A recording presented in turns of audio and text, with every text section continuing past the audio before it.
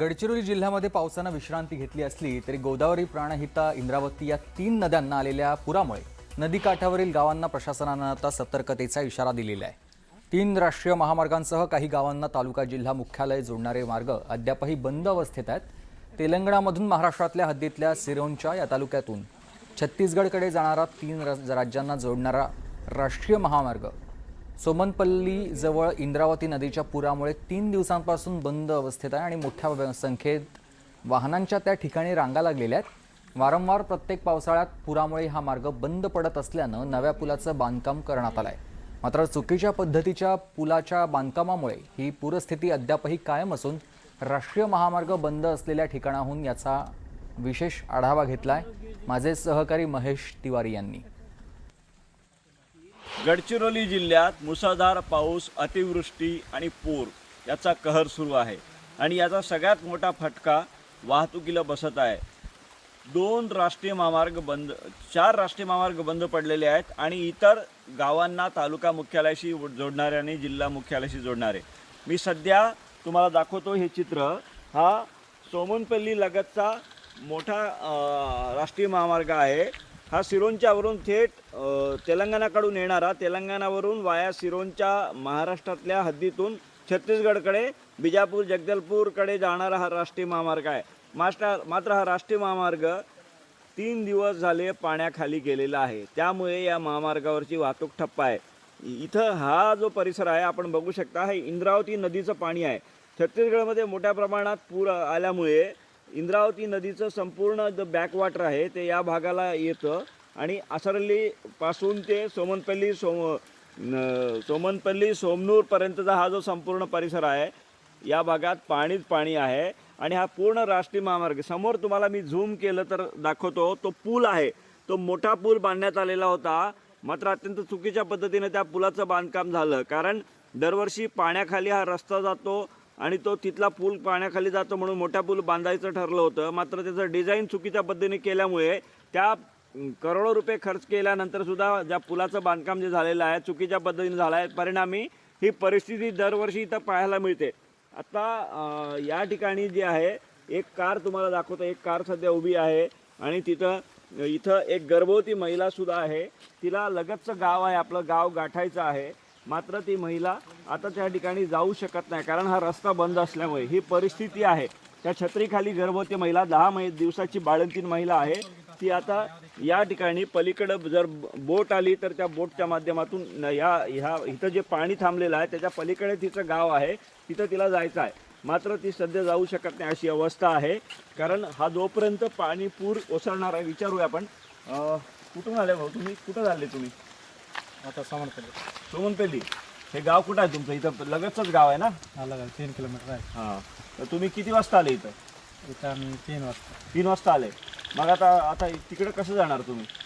आता पटवारला फोन केलं होतं, हां, ते बोट घेऊन येतो मला तर पटवारीला बोलवले आहे। बोट आल्यानंतर त्या बोटीतून ते इथं जाणार आहेत। मात्र वेगळे जे प्रवासी आहेत त्यांचे ट्रकमधले काही बसेस थांबलेले आहे, हे सगळे आता 3 दिवसापासून याच भागात आहे। आपण बघू शकतो ही 10 दिवसांची बाळंतीण महिला आहे आणि हा राष्ट्रीय महामार्ग बंद असल्यामुळे आता तिला घरी जाण्यासाठी इथून बोटीतून आपला प्रवास करावा लागणार आहे। एकूणच गडचिरोली जिल्ह्यातले 20 पेक्षा जास्त मार्ग बंद अवस्थेत आहे आणि त्यामुळे ही परिस्थिती सध्या तरी पाहायला मिळत आहे। महेश तिवारी, न्यूज 18 मराठी, गडचिरोली। जळगाव जिल्ह्यातल्या नशिराबाद इथल्या सर्व्हिस रोडवरील बोगद्याजवळ पावसाचं पाणी साचल्यानं वाहन चालक आणि पादचाऱ्यांना मोठा त्रास सहन करावा लागतो आहे। भुयारी गटार व्यवस्था नसल्यानं दरवर्षी या ठिकाणी पाणी साचून सर्व्हिस रोडला तळ्याचं स्वरूप आलंय। टोलची नियमित वसुली होते असताना मूलभूत सुविधा उपलब्ध नसल्यानं नागरिकांनी राष्ट्रीय महामार्ग प्राधिकरणाविरोधात तीव्र नाराजी व्यक्त केलेली आहे। तातडीनं कायमस्वरूपी उपाययोजना कराव्यात, अन्यथा आंदोलन छेडण्याचा इशाराही नागरिकांनी दिला आहे।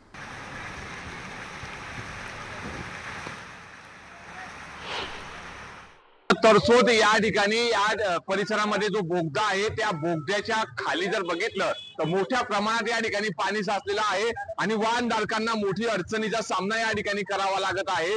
गेल्या अनेक वर्षांपासून राष्ट्रीय महामार्ग प्राधिकरण विभागाच्या वतीने या ठिकाणी महामार्ग सुरळीत करण्यात आला। मात्र या ठिकाणच्या जर विचार केला तर नशिराबाद परिसरामधील तरसोद ज्या बोगदा आहे त्या बोगद्याच्या परिसरामध्ये मोठ्या प्रमाणात या ठिकाणी दरवर्षी पाणी साचत असतं आणि मोठ्या प्रमाणात या ठिकाणी वाहनधारकांना या ठिकाणी हे वाहने काढताना कसरत देखील करावी लागत असते। त्याचमुळे काल या ठिकाणी रात्रीच्या वेळेस नशिराबाद परिसरातील लोकप्रतिनिधी असतील, नागरिक असतील यांनी टोल नाका प्रशासनाला जाब विचारण्यासाठी थेट टोल नाका या ठिकाणी बंद करण्याचा प्रयत्न केला। काही वेळ या ठिकाणी राष्ट्रीय महामार्ग प्राधिकरणाच्या अधिकाऱ्यांशी चर्चा झाल्यानंतर जर बघितलं तर या ठिकाणी जिल्हाधिकारी यांच्याशी संवाद साधल्यानंतर कुठेतरी यावर मार्ग निघेल या आशेने या ठिकाणी टोल नाका पुन्हा सुरळीत करण्यात आला। मात्र गेल्या अनेक वर्षांपासून नशिराबादकर नागरिक असतील किंवा वाहनधारक या मोठ्या अडचणीला सामना करतात। दरवर्षी या ठिकाणी मोठ्या प्रमाणात तलावासारखं पाणी या ठिकाणी साचत असतं आणि वाहनधारकांना जे आहे ती मोठ्या प्रमाणात कसरत करावी लागते। या ठिकाणी राष्ट्रीय महामार्ग प्रशासनाच्या वतीने रस्ता बांधण्यात आला, मात्र या ठिकाणी कुठलीच भुयारी गटर सोडण्यात आली नाही। त्याचमुळे मोठा अडचणीचा सामना जो आहे तो वाहनधारक असतील किंवा पादचारी जे आहेत त्यांना करावा लागतो। गोंदिया जिल्ह्यासह मध्य प्रदेशातल्या मुसळधार पावसामुळे संजय सरोवर या धरणातून पाण्याचा विसर्ग सुरू करण्यात आलाय आणि त्यामुळे वैनगंगा नदीची पाणी पातळी आता वाढलेली आहे आणि धोपेवाडा बॅरेजसह 17 दरवाजे उघडण्यात आले आहेत। बॅरेजमधून सध्या 34,399 क्युसेक वेगानं पाण्याचा विसर्ग सुरू आहे। वाढत्या पाणी पातळीच्या पार्श्वभूमीवर गोंदिया आणि भंडारा या जिल्ह्यातल्या नदीकाठच्या गावांना सतर्क राहण्याचं आवाहन प्रशासनानं केलं आहे।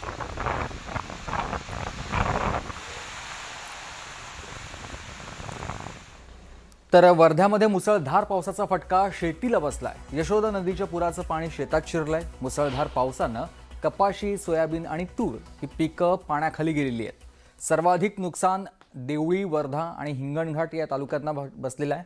त्यामुळे कुठे दुबार तर कुठे तिबार पेरणी करण्याची वेळ शेतकऱ्यांवर आलेली आहे। आधीच आर्थिक संकटात असणाऱ्या शेतकऱ्यांना पुन्हा एकदा हा फटका बसलेला आहे।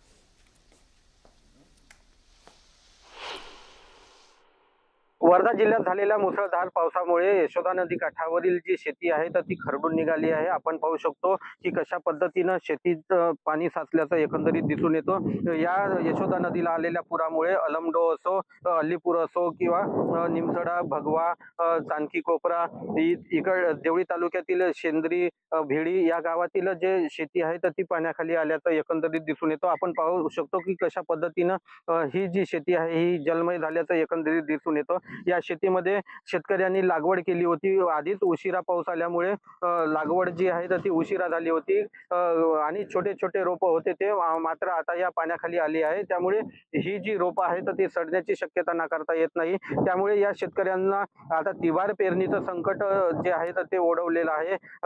आधीच पावसाने ओढ दिली होती आणि त्यानंतर हा जो पहिला जो मुसळधार पाऊस आला आहे आणि या पावसाचा फटका जो आहे आता शेतीला सुद्धा बसलेला आहे। जवळपास हजारो हेक्टर जी शेती आहे ती पाण्याखाली आली आहे आणि याचं नुकसान जे आहे आता ते शेतकऱ्यांना बसत असल्याचं एकंदरीत दिसून येतं। नरेंद्र बते, न्यूज 18 मराठी, सरूळ, वर्धा। गेल्या काही दिवसांपासून सुरू असलेल्या संततधार पावसामुळे जुन्नर तालुक्याच्या आदिवासी पट्ट्यातलं निसर्ग सौंदर्य सध्या बहरलंय।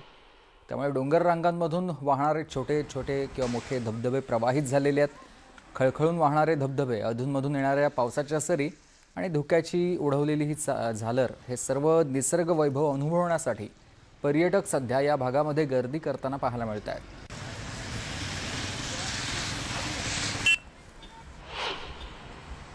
जुन्नर तालुक्याच्या पश्चिम आदिवासी पट्ट्यामध्ये आणि माळशेज घाट परिसरामध्ये सह्याद्रीचा अक्षरशः बहरलाय आणि हिरवाई नटलाय। आपण या ठिकाणी पाहू शकतोय अक्षरशः धुके दाटून आलंय आणि ह्या सह्याद्री पर्वतरांगांमध्ये छोटे छोटे धबधबे जे आहेत हे धबधबे खळखळून वाहत आहेत आणि या धबधब्यांचा आनंद घेण्यासाठी मोठ्या संख्येने पर्यटक या ठिकाणी येत आहेत। खरं तर यावर्षी पावसाळा उशिरा सुरू झाला, त्यामुळं सह्याद्रीतलं जे वर्षा पर्यटन आहे हे पर्यटनही यावर्षी उशिरा सुरू झालंय आणि आता जो माळशेज घाट परिसरातील सह्याद्री असेल किंवा जुन्नर तालुक्याच्या पश्चिम आदिवासी पट्ट्यातील जो सह्याद्री आहे हा सह्याद्री आता पूर्णपणे बहरलाय, हिरवाईने नटलाय। त्याचबरोबर या भागातील जे छोटे छोटे धबधबे आहेत हे धबधबे या ठिकाणी पूर्णपणे प्रवाहित झालेत आणि ते या संपूर्ण निसर्गाचा आनंद घेण्यासाठी आता पर्यटक जे आहेत ते पर्यटक या ठिकाणी गर्दी करतात। आपल्यासोबत काही पर्यटक आहेत। दादा काय सांगाल, कुठून आलात तुम्ही? मी संभाजीनगरहून आलेलो आहे. इथं संभाजीनगर ते मुंबईला चाललो होतो आम्ही. रस्त्यात इतकं छान वातावरण बघून पावसाचा आनंद घ्यायचे, धबधबे बघितले. इतके 5-7 धबधबे आहेत. धबधबेचा आनंद घेण्यासाठी लहान लहान वॉटरफॉल आहेत, तिथं पण आम्ही आनंद घेण्यासाठी आम्ही थोडं थांबलो. अर्धा 1 तास आम्ही निसर्गरम्य वातावरण, पावसामुळं जे इतकं तापमान वाढलं होतं 45 डिग्री, 2-3 दिवसापासून पाऊस पण चांगला झालाय म्हणतात इकडं. आणि धुके वगैरे सर्व छान एकदम निसर्गरम्य वातावरण बघून आम्हाला खूप आनंद झालो. पर्यटक या ठिकाणी येत आहेत आणि ह्या पर्यटकांनी या ठिकाणी निसर्गाचा हा जो आनंद आहे, निसर्गाचा हा जो अनुभव आहे, हा अनुभव घेऊन या ठिकाणी हे सर्व पर्यटक या ठिकाणी समाधान व्यक्त करतायत. सचिन तोडकर, न्यूज 18 मराठी, माळशेज घाट, पुणे. वर्धा नदीच्या पाणी पातळीमध्ये अचानक वाढ झाल्यानं धानोरा पिपरी या परिसरामध्ये शेतात काम करणारे 3 जण पुराच्या पाण्यात अडकलेले होते.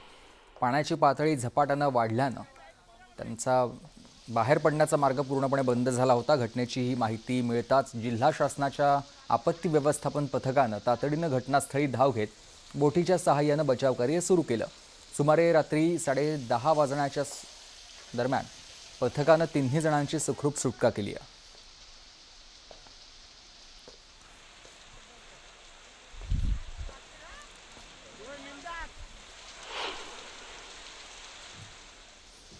जळगाव जिल्ह्यात गेल्या 2 दिवसांपासून सुरू असलेल्या मुसळधार पावसाचा मोठा फटका चाळीसगाव तालुक्याला बसलेला आहे. कळमडू या गावासह परिसरात झालेल्या ढगफुटी सदृश्य पावसामुळे 200 ते 300 शेतकऱ्यांच्या पिकांसह शेतजमीन देखील खरडून वाहून गेली आहे. यंदा पावसाअभावी मोठ्या कष्टानं उभी केलेली पिकं काही क्षणात उद्ध्वस्त झाल्यानं शेतकरी हवालदिल झालेला आहे. अनेक ठिकाणी सुपीक माती वाहून गेल्यानं पुढील हंगामात शेती कशी करायची असा प्रश्न शेतकऱ्यांसमोर उभा राहिला आहे. शासनानं तातडीनं पंचनामे करून नुकसानग्रस्तांना आर्थिक मदत जाहीर करावी अशी मागणी शेतकऱ्यांकडून होती आहे.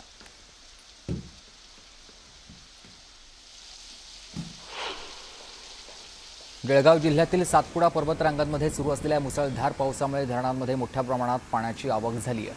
सातपुड्याच्या पायथ्याशी असलेली हरिपुरा आणि वड्री ही दोन्ही धरणं तुडुंब भरलेली आहेत आणि दोन्ही धरणं ओव्हरफ्लो झालेली आहेत. त्यामुळे परिसरातील सिंचनासह अनेक गावांचा पिण्याच्या पाण्याचा प्रश्न देखील सुटलेला आहे.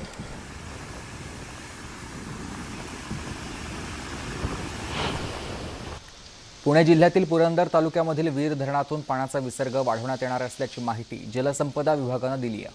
धरणाची पाणीपातळी नियंत्रित ठेवण्यासाठी सांडव्यामधून 41,733 क्युसेक आणि अतिवाहकाद्वारे 1,100 क्युसेक असा एकूण 42,833 क्युसेक पाण्याचा विसर्ग नीरा नदीपात्रामध्ये करण्यात येणार आहे. आणि या वाढीव विसर्गाच्या पार्श्वभूमीवर नीरा नदीकाठच्या गावातील नागरिकांनी सतर्क राहावं, नदीपात्रात उतरू नये, तसंच जनावरं, शेतीची अवजारं आणि इतर साहित्य सुरक्षित ठिकाणी हलवावं असं आवाहन प्रशासनाकडून करण्यात आलं आहे.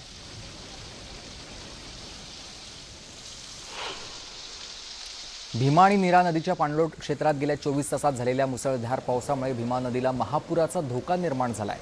पूर नियंत्रणासाठी उजनी धरणातून 81,600 क्युसेक तर वीर धरणातून 63,000 क्युसेक पाण्याचा विसर्ग सुरू करण्यात आला आहे. त्यामुळे नरसिंहपूर इथल्या भीमा नीरा या संगमावर सुमारे 1.5 लाख क्युसेक पाण्याचा प्रवाह निर्माण होण्याची शक्यता आहे. नदीकाठच्या गावांना त्यामुळे प्रशासनानं सतर्कतेचा इशारा दिला आहे. उजनी धरणाच्या पाणलोट क्षेत्रात तब्बल 1,146 मिमी तर नीरा खोऱ्यात 374 मिमी पावसाची नोंद झालेली आहे. भीमा खोऱ्यात 20 प्रमुख धरणांपैकी 16 धरणातून मोठ्या प्रमाणात विसर्ग सुरू करण्यात आलेला आहे आणि या धरणातून एकूण 1,53,711 क्युसेक भीमा नदीमध्ये आणि तिच्या उपनद्यांमध्ये पाणी सोडलं जाईल. त्यामुळे दौंड मार्गे उजनी धरणात येणाऱ्या पाण्याच्या आवक आणखी वाढेल अशी शक्यता व्यक्त केली जाते.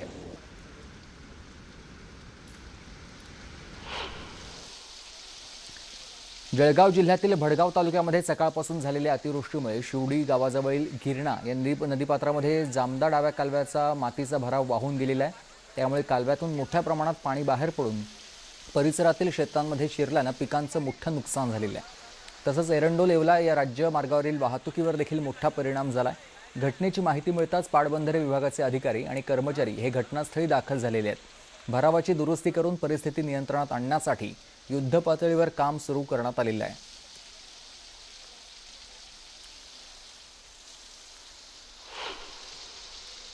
जळगाव जिल्ह्यात गेल्या 2 दिवसांपासून सुरू असलेल्या मुसळधार पावसाचा फटका मुंबई नागपूर राष्ट्रीय महामार्गावरील पाळधी तरसोद या बायपासला बसला आहे.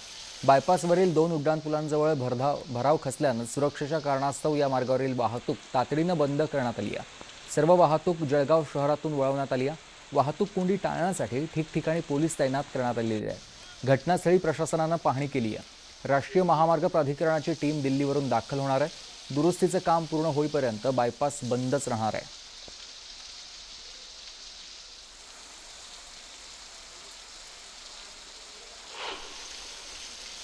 कन्नड तालुक्यातल्या सावरगाव इथं झालेल्या मुसळधार पावसामुळे पूर्णा नदीला या पावसाळ्यात प्रथमच महापूर आलाय.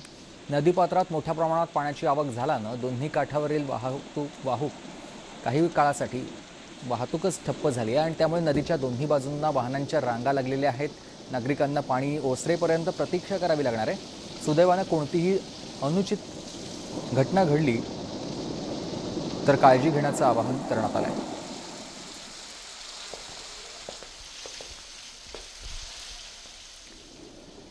तर जळगाव जिल्ह्यात सुरू असलेल्या मुसळधार पावसामुळेच पारोळा तालुक्यातल्या बोरी धरण अवघ्या 2 ते 3 तासामध्ये 100% भरलेलं आहे. या धरणातून मोठ्या प्रमाणावर पाण्याचा विसर्ग सुरू करण्यात आलेला आहे. प्रशासनानं धरणाचे सर्व 14 दरवाजे 40 सेंटीमीटरनं उघडलेले आहेत आणि 16,850 क्युसेक पाणी नदीपात्रात सोडण्यात येत आहे. जळगावच्या पारोडा या ठिकाणी असलेल्या बोरी डॅम प्रकल्प मध्यम जे प्रकल्प आहे तामसवाडी धरण ते कालपर्यंत या ठिकाणी फक्त मृग साठा शिल्लक होता. मात्र सकाळी 9 वाजता 30% आणि आता 100% साठा या ठिकाणी झाल्यानंतर या ठिकाणी असलेले संपूर्णतः 14 दरवाजे या ठिकाणी उघडण्यात आलेले आहे. मोठ्या प्रमाणात या ठिकाणी पाणलोट क्षेत्रामध्ये पाऊस झाला. 2 दिवसांचा रेड अलर्ट या ठिकाणी जळगाव जिल्हावासियांना प्रशासनाने दिला होता. त्याच अनुषंगाने जर बघितलं तर या ठिकाणचं पारोळा तालुक्यात असलेलं बोरी प्रकल्पाचं तामसवाडी धरण हे 100% भरलेलं आहे. एकीकडे शेतकऱ्यांना या ठिकाणी मोठा समाधान या ठिकाणी व्यक्त झालं असतं तरी मात्र परिसरात असलेले काही या धरणाच्या परिसरातील नदी नाल्याच्या परिसरात असलेले गावांना सतर्कतेचा इशारा प्रशासनाच्या वतीने देण्यात आलेला आहे. मात्र असं असतं तरी आज सकाळी ज्या पद्धतीने 30% साठा या ठिकाणी होता तर आता तोच साठा 100% होऊन या ठिकाणचे 14 दरवाजे या ठिकाणी उघडण्यात आलेले आहे. या संदर्भात बोलण्यासाठी या धरणाचे अधिकारी आपल्यासोबत आहे. सर, काय सांगाल? कालपर्यंत या ठिकाणी फक्त मृगसाठा शिल्लक होता, सकाळी 30% आणि आता 100% हे संपूर्णतः धरण भरलेलं आहे. काय सांगाल याबद्दल? काल धरणाचा साठा मृत साठाच असला तरी काल रात्री झालेल्या अतिमुसळधार पावसाने धरणाच्या बुरुज क्षेत्रापासून तर धरणात ज्या नाल्यांची आवक येते त्या झालेल्या पावसामुळे अचानक नदीची पाणी पातळी वाढली व त्यानंतर आपण दुपारी गेट उघडून टप्प्याटप्प्याने आपण गेट उघडण्यात आले व येणाऱ्या पाण्याचा जो येवा आहे तो आपण कंट्रोल केलेला आहे. मात्र असं असलं तरी प्रशासनाच्या वतीने परिसरातील गावांना या ठिकाणी सतर्कतेचा इशारा देण्यात आलेला आहे. नितीन नांदुरकर, न्यूज 18 मराठी, जळगाव. चंद्रपूर जिल्ह्यातल्या वर्धा नदीच्या पाणी पातळीमध्ये वाढ झाल्यानंच आता हे पाणी चंद्रपूर शहरात शिरण्याची शक्यता आहे किंवा शिरण्यास सुरुवातच झाली आहे. वर्धा नदीच्या पाणी पातळीमध्ये वाढ झाल्यामुळेच कालपासूनच वर्धा नदीच्या उपनद्या असलेल्या इरई आणि झरपट या दोन्ही नद्यांच्या पाणी पातळीमध्ये मोठी वाढ झाली आहे. याचा फटका आता चंद्रपूर शहराला बसायला सुरुवात झाली आहे.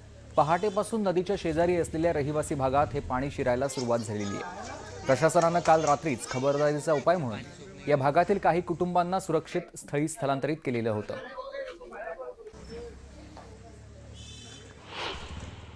चंद्रपूर जिल्ह्यात पावसाने विश्रांती घेतली तरी पूर परिस्थिती निर्माण झाली आहे. शहराच्या अनेक भागात जे आहे ते पाणी शिरायला सुरुवात झालेली आहे. आपण ज्या भागात आहोत तो रहिमतनगर भाग आहे. त्या रहिमतनगर भागात जवळपास 70 ते 80 घरं पाण्याखाली गेलेली आहेत. प्रशासनाने रात्रीच ही सगळ्या प्रसंगावर बघून रेस्क्यू ऑपरेशन राबवला. जवळपास 40 घरांना रेस्क्यू करण्यात आला. पण जे वरवट असो, सहारा पार्क असो आणि रहिमतनगर आणि बरेच लोक त्या ठिकाणी अडकले होते. यासोबतच महत्त्वाचं म्हणजे जे सखल भाग आहे, जे झरपट किंवा इरई या नदीच्या जवळ असलेले जे गाव आहेत ते त्या घरांमध्ये मोठ्या प्रमाणात पाणी शिरलेलं आहे. वर्धा नदी जी आहे यवतमाळमध्ये मोठ्या प्रमाणात पाणी झालेलं आहे. त्याच्यामुळे वर्धा नदी दुथडी बनून वाहत आहेत आणि त्याचा बॅक वॉटर जे आहे तो असल्यामुळे झरपट आणि इरई ह्या दोन्ही ठिकाणी जे आहे ते पूर परिस्थिती निर्माण झालेली. यासोबतच कालच इरई धरणाचे दरवाजे खोलण्यासाठी संदर्भातला सूचना देण्यात आली होती, परंतु सध्या तरी आतापर्यंत कोणतीही सूचना आली नाही कुठं. त्याच्यामुळे हे जे संकट आहे याच्यामध्ये कोणतीही भर पडली नाही. परंतु जर इरई धरणाचे दार जे उघडण्यात आले तर एक मोठं संकट निर्माण होते. सध्या पावसाने विश्रांती घेतली तरी एक पूर परिस्थिती आहे. या ठिकाणी या ठिकाणचे जे प्रशासन आहे ते रेस्क्यू करण्याचं काम करतात. यासोबत या ठिकाणी रेस्क्यू केलेल्या लोकांना शाळेत जे आहे त्या वेगवेगळ्या शाळेत ठेवण्यात आलेले आहे. हैदर शेख, न्यूज मराठी, चंद्रपूर. सातारा जिल्ह्यात सुरू असलेल्या मुसळधार पावसामुळे कोयना धरणातील पाणीसाठा 90 TMCवर पोहोचलाय. मध्यरात्री 12 वाजता धरणाचे वक्र दरवाजे 3 फुटांनी उघडून सुमारे 23,500 क्युसेक पाण्याचा विसर्ग सुरू करण्यात आला. जिल्ह्यातील 6 धरणातून देखील नदीपात्रात पाणी सोडलं जात असून आता कराड इथल्या कृष्णामाई घाटाच्या पायऱ्यांवर पाणी आलेलं आहे. सातारा जिल्ह्याला हवामान खात्याने पुढील 3 दिवस येलो अलर्ट दिलेला आहे. मात्र गेल्या काही दिवसापासून मुसळधार पाऊस सुरू असल्यामुळे कोयना धरण असेल किंवा अन्य 5 धरणं एकूण 6 धरणातून सध्या पाण्याचा विसर्ग हा नदीपात्रात सुरू आहे. आणि कोयना धरणातून जो रात्री 12 वाजता 3 फुटांनी दरवाजे उचलण्यात आलेले आहेत सर्व, आणि त्यातून 23,520 क्युसेस पाण्याचा विसर्ग करण्यात येत असल्यामुळे कोयना आणि कृष्णा नद्यांना अशा पद्धतीनं मोठ्या प्रमाणात पाणी पातळी वाढल्याचं पाहायला मिळते. कराड शहरातील वीर मारुतीचं जे मंदिर आहे ते सुद्धा आता बुडण्याच्या परिस्थितीत आहे. दुसरं म्हणजे कराड शहराजवळील जो कृष्णाबाई घाट आहे त्या कृष्णाबाई घाटाला पायऱ्यांना पाणी लागलेलं आहे आणि ते पाण्यासाठी नागरिक मोठ्या प्रमाणावरती गर्दी करताना पाहायला मिळत आहेत. एकंदरीत सातारा जिल्ह्यातील 6 धरणामधून पाणी सोडलेलं आहे. त्यामध्ये धोम धरण, कनेर धरण, उरमोडी धरण, तारळी धरण या सर्व धरणामधून पाणी सोडलेलं आहे. उत्तरामांड धरणातून पाणी सोडलेलं आहे. त्यामुळे कोयना आणि कृष्णा नदीची पाणी पातळी मोठ्या प्रमाणावरती वाढताना पाहायला मिळत आहे. सध्या कोयना धरणामध्ये आज सकाळी जो आकडेवारी आले त्यानुसार 90 TMC पाणीसाठा धरणामध्ये साठलेला आहे. आणि नवजा परिसरामध्ये आणि कोयना परिसरामध्ये गेल्या 24 तासात 200 मिलीमीटरहून अधिक पाऊस पडल्याची नोंद झालेली आहे. पश्चिम घाट परिसरात पाऊस सुरू असल्यामुळे धरणातून पाण्याचा विसर्ग वारंवार वाढवला जात आहे आणि त्याचा फटका आता नदीकाठच्या गावांना बसताना पाहायला मिळत आहे. न्यूज 18 मराठीसाठी विशाल पाटील, सातारा. ब्रेकनंतर आपलं पुन्हा एकदा स्वागत. रत्नागिरीच्या किनारपट्टीवर मासेमारी हंगामाच्या सुरुवातीलाच केंद्र आणि राज्य सरकारच्या वेगवेगळ्या नियमांमुळे गोंधळाचं वातावरण निर्माण झालेलं आहे.